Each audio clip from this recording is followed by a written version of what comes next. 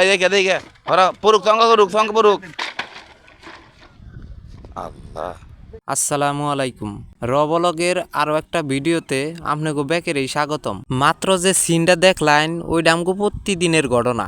ওই যে কয়দিন আগে বেকে খালি কইছে না আরো দেও গ্রামে ওয়াইফাই। আরে ওই গ্রামের ওয়াইফাই এর কারিগরি আমি। ওয়াইফাই লাইনের কাম মূলত কেমনে করে আর এই কাম করবার নইলে কি কি সমস্যা হয়, কি কি রিস্ক থাকে, এইসব কথাই কম আজকের ভিডিওতে। তো আজকে আইছিলাম একটা নতুন লাইন দিবেন নিগে। আইয়া দেখি আমার যে পয়েন্ট বক্স আছে ইন থেকেও প্রায় 500 মিটার কেবল টানার লাগবো চহের মাঝখান দিয়ে, তাইলে সেনা লাইন দেখাম। কামটা মেলা রিস্কি, কিন্তু কি করণ যাব, কাম যেহেতু শিখছি করণ তো নাকবই। তাই সময় নষ্ট না করে কেবল টানা ধরলাম আমার পয়েন্ট বক্সের রুম থেকে। মেলা কষ্টে মষ্টে প্রথম খাম্বাটা পার করলাম, দ্বিতীয় খাম্বা উড়ে নিয়ে ঘটলো দুর্ঘটনা। এমন একটা বেবাইকে জাগা আসাল, এক মুরা ধান খেয়ে তার এক মেরা ওয়াল বাধ্য হয়ে ওয়ালের উপরে চঙ্গ বহাইয়া খাম্বায় উঠলাম। খাম্বা দিয়ে তার পার করে পড়াই নিচে নাইমা পড়ছি। ঠিক ওই টাইমে নিজের শরীরের ব্যালেন্স পোলাবার না পাইরে ঠাস করে পড়ে গেলাম গা। যাক আলহামদুলিল্লাহ, কপাল ভালো, কোনো বড় ধরনের ক্ষয়ক্ষতি হয় নাই, দুঃখও তেমন পাই নাই। দুনিয়ার ব্যাগ কামেই কম আর বেশি রিস্ক থাকে, কিন্তু কারেন্টের লাইনে আর ওয়াইফাই লাইনে যারা কাম করে তাগরে রিস্ক একটু বেশি থাকে। পইরা গেছি গা দেখে কাম তো আর বহায় থুয়ে দেন যাবো না,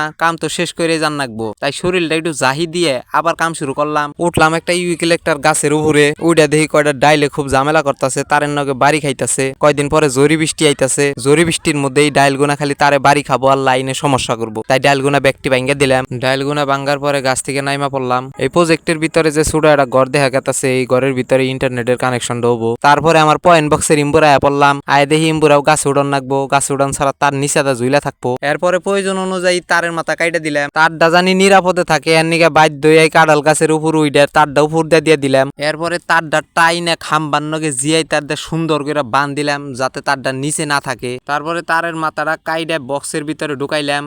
তারপরে মেশিন দিয়ে জোড়া দিলাম। এখন লাইনের কাম মোটামুটি কমপ্লিট হয়ে গেছে গা। অম্বুরা যায় রাউটার কনফিগার করলে হয়ে যাবো গা। একটু তার বেশি খোলা হয়েছিল, ওইখানটু ডামের ভিতরে আবার গুছাই থুইলাম। রাউটার কনফিগার করার ভিডিও আজকার দেখে আনলাম না, ভিডিও টাইম নেই, মেলা বড় হয়ে গেছে গা। আশা করি পরের কোনো ব্লগ ভিডিওতে রাউটার কেমনে কনফিগার করে সেইটা দেখানোর চেষ্টা করবো। এরপরে দেখলাম চোখের সামনেই স্যালো মেশিনে ঠান্ডা পানি বাইরেতেছে, গরমে অতিষ্ঠ হয়ে আর থাকা হারলাম না। ঠান্ডা পানিতে নাইমে হাত মুখ মাথা সুন্দর করে ধুইলাম। হাত মুখ মাথা ধোয়ার পরে শরীরটা এখন অনেক পাতলা লাগতাছে। আজকের মতো ব্লগ ভিডিও নেই শেষ।